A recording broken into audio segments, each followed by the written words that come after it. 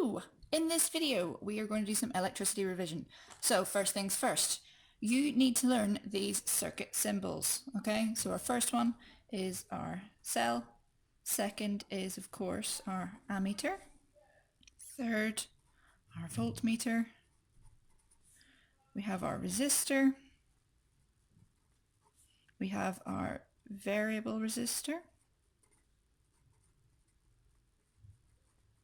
we have, nice and easy one, we have our motor, we have our AC supply, this one is our thermistor, this one a light dependent resistor or LDR. You can tell that it's light dependent because the arrows are pointing in, okay, so it's dependent on the light coming in. This one, the arrows are going out, and this symbol is our diode, okay, so this is our light emitting diode. This one, nice and easy, is our switch. This one, of course, our bulb. And this one, not to be confused with the resistor, is our fuse. Okay, you need to know each of these symbols. Okay, so now we need to move on to electric current. Okay, so current is defined as the rate of flow of charge in a circuit. Okay, current is rate of flow of charge. We calculate it as charge is equal to current multiplied by time. Okay, charge is measured in coulombs, which you will see is represented as a capital C if you're writing it after a number. Current is in amps, which is of course capital A, and time is always in seconds, which is as a lowercase s, okay? So those two are capital, that one's lowercase. You may have seen this, you will see this represented as Q equals IT, okay? So Q is charge, current is I, and little t is time, okay? It's exactly the same, that's just the symbols we use for that. Still the same formula. So if you need help rearranging this one, because you'll be expected to do that, make sure that you remember how to put it into the triangle as well. So Q would go at the top, and then I and T would go at the bottom. Okay? One more thing for this. We say that current flows from positive to negative. We call this conventional current.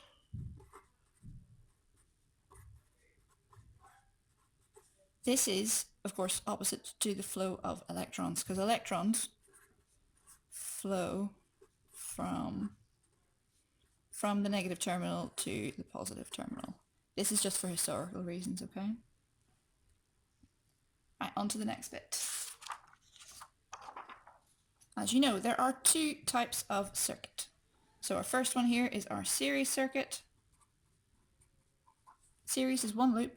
All of the components come one after the other, like a TV series, yeah? One episode after the other. And this one is our parallel circuit, because the lines are running in parallel to each other. Okay. So, if we were to place an ammeter in each of these circuits, okay? Ammeters are always connected in series. Ammeters are always connected in series.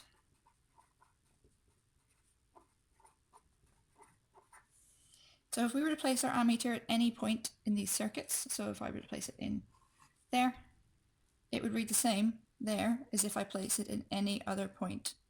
Okay, so if my ammeter reading here was 0.9 amps, it would be 0.9 amps over here, it would be 0.9 amps over here, okay? Because current in a series circuit is the same at every point. So current in a series circuit is the same at any point. Okay, it doesn't change. However, if I were to place this in a parallel circuit. Say for example I place it up here and I give it a value of 1.8 amps. If I were to place that ammeter then here or here, the current in this case would be split.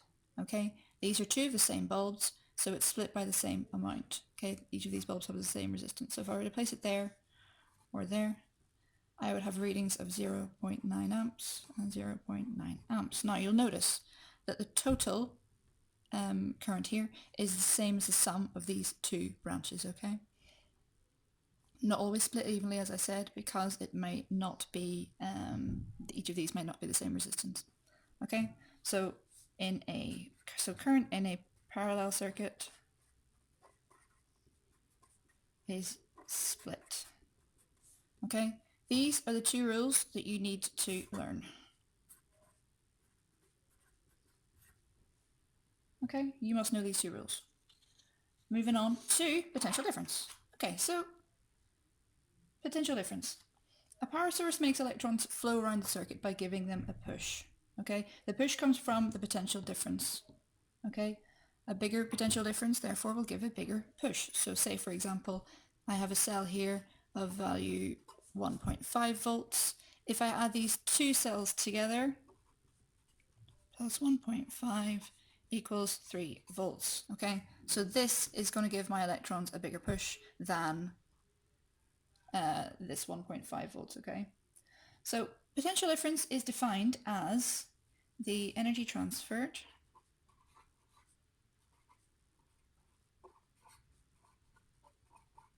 by each coulomb of charge.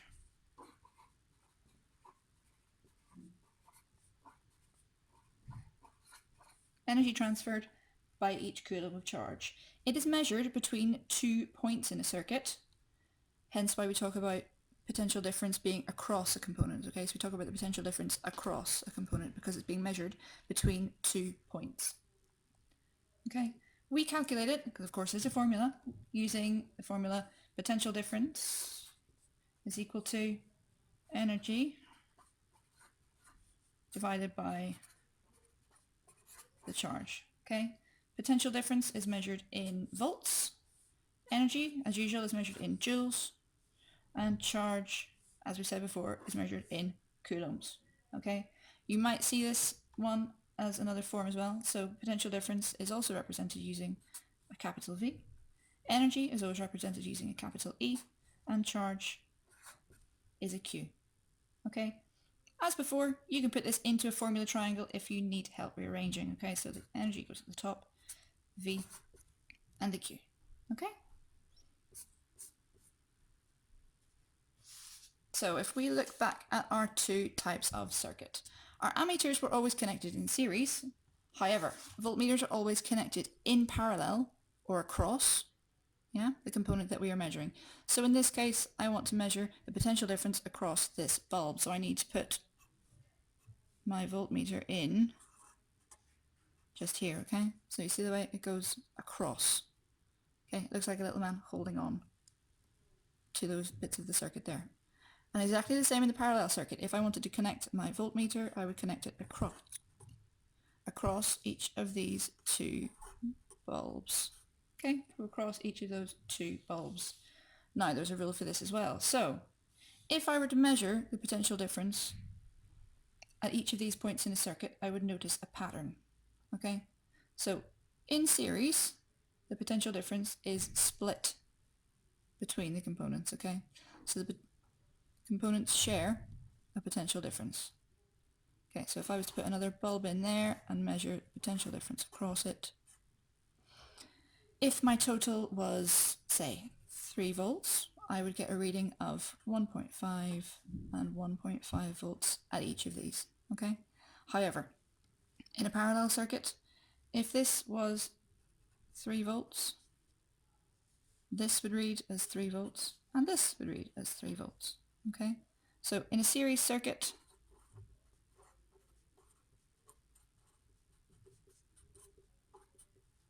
the potential difference is split between the components, and in a parallel circuit, the potential difference is the same in each of the branches. Okay, you must know these rules. Okay, this is another 2 rules that you need to learn. Okay, it might help you to remember that these are the opposite to the rules for current in series and parallel. So in series, the current is the same, the potential difference is split, and in parallel, the current is split, and the potential difference is the same. Okay, so even if you can't remember all of this, if you can remember that the current is the same in a series circuit, you'll know that the potential difference is then the opposite. And if the current is the same everywhere in a series circuit, it must then be split in a parallel circuit. And then the potential difference is the same at each point. Okay? So resistance. Okay? Resistance is a measure of how difficult it is for electrons to get through the circuit. And a resistor is any component which can reduce the flow of current in a circuit. So these are all different types of resistors. Okay, so thermistor, resistor, variable resistor, light dependent resistor. Even a bulb will provide some resistance to the flow of charge, okay? So the more of these components we have in a series circuit, the more difficult it is for the current to flow. For example, 3 bulbs would offer more resistance than 2 would, okay? If we want to overcome that resistance and increase the current, we need to increase the potential difference. So to overcome resistance and increase the current, we need to increase the potential difference. Do you remember the potential difference is the push that the current is getting around the circuit. So if we increase the push, we're going to increase the flow of current, okay? So you will have seen current plotted against voltage before. So if we put a quick graph of current against voltage, we will get a line formed that looks like this, okay? If you see a graph like this, you'll know that the relationship between these 2 variables is directly proportional. Okay, so as one increases, the other increases. The words you need to use are directly proportional. Okay, so when we're looking at this graph in terms of current and voltage, we know that this graph is showing us Ohm's law. Okay, this is Ohm's law. So that is that the current, okay, is directly proportional to the potential difference at constant temperature. Okay, so the current is directly proportional to the potential difference at constant temperature. At constant temperature. Okay, this is also represented as an equation, okay?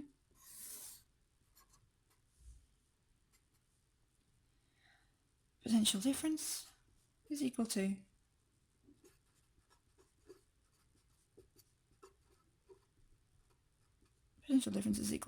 current times resistance, and that's represented as a V is equal to I multiplied by R, where potential difference is still measured in volts, current measured in amps, and resistance is measured in ohms, okay, the Greek symbol omega. So for some components, resistance is constant, and we call these ohmic conductors, okay? So ohmic conductors obey Ohm's law. So ohmic conductors obey Ohm's law, which means you'll get a graph that looks like our one here, okay? For others, a change in temperature causes a change in resistance. So, for example, a filament lamp, okay?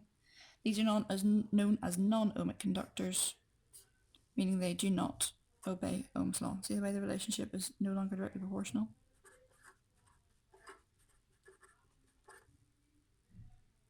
Okay, finally, you need to be able to calculate the total resistance of resistors in series. So to calculate that, the total resistance, or RT, is equal to one resistor plus the second resistor plus however many resistors you have. So if you have a resistor of 10 ohms, plus 10 ohms will give you a total resistance of 20 ohms. Okay? If resistors are in parallel, all you need to know is that the total resistance is lower than the individual resistances, okay? So in parallel, the total resistance is lower than the individual resistances, okay? That's it.